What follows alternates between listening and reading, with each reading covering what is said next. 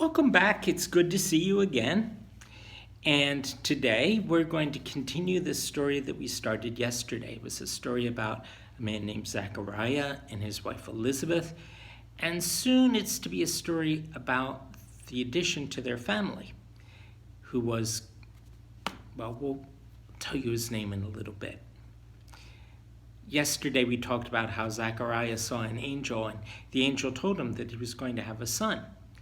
And to prove it, he made it impossible for him to speak until the baby was born. And so, Zachariah and Elizabeth were waiting for the baby to be born. And in fact, they were waiting for their baby at the same time that Mary and Joseph were waiting for Jesus to be born. We know that because one day Mary went to visit her cousin Elizabeth.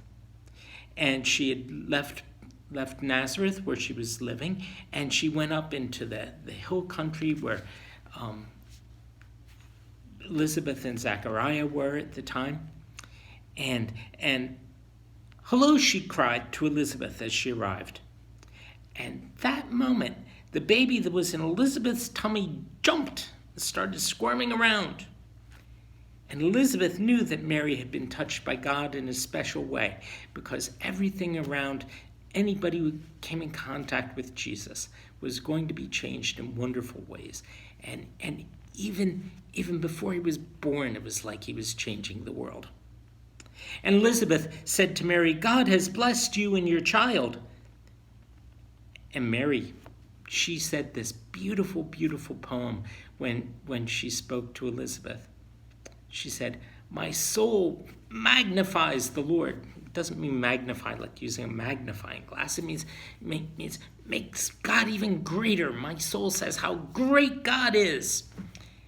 And my spirit rejoices in God. She was so happy. And she was happy to be there with her cousin Elizabeth, too. Sometimes when we're with other people who make us happy, we understand more about what God is doing.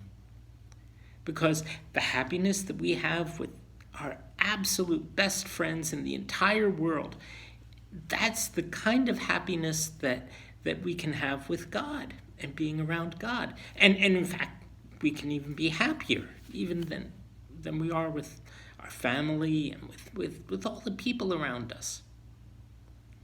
And Elizabeth and Mary got to share a little bit of that with each other, and they made sure that God was part of it. Well, moving on from there, a few months later, the day came when Zachariah and Elizabeth's baby was born. It was about 3 months or so before Jesus was born. And friends and family had gathered to celebrate. Everybody was talking and everybody was laughing about everything. It was a big family party. The only person who wasn't doing that was Zachariah. Remember, he couldn't talk. And so people began talking about the things that they do talk about when babies are born, like, what's his name going to be? And they probably had been talking about that beforehand, but really, since it's up to the parents, and Zachariah couldn't really say anything to Elizabeth, they probably hadn't had a chance to go through that whole long list of what the names might be. So people suggested, and they thought, well, his father's name is Zachariah. Maybe he should be named after him too. Zach Jr. Zachariah shook his head no. And he motioned for a writing tablet. Remember, that's how he may have communicated? And then he wrote this.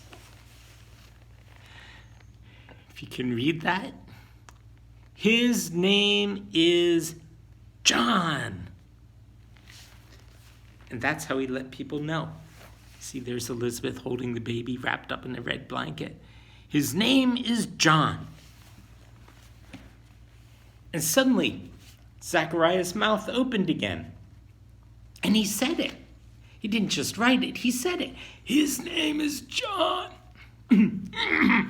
His name is John.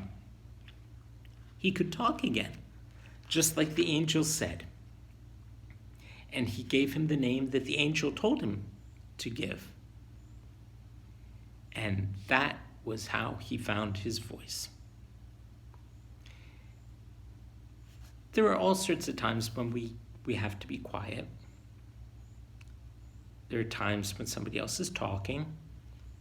There are times when we're in school and we're listening to the teacher. There are times when we're in church and the sermon is going on. Be quiet then. There are times when, maybe somebody's making fun of somebody. That's a time to speak up. But not to join in, but to say, hey, that's not nice. There are times to speak up when something is being done wrong. There are times to speak up when you want to make somebody happy. And you have to learn when to speak and when not to speak. And sometimes it can be tricky. You also have to learn how to speak and what to say. You make a lot of mistakes. We all do, all the time with that. But when we have the right thing to say, and it's the right time to say it, God helps us to do that. Just like he helped Zechariah. One time not to talk is when you're going to bed. That's when you close your eyes, close your mouth, go to sleep. If you snore a little bit, nobody's going to make a big deal out of it. Maybe you should try that out right now. Have a good night, everybody, and I'll see you tomorrow.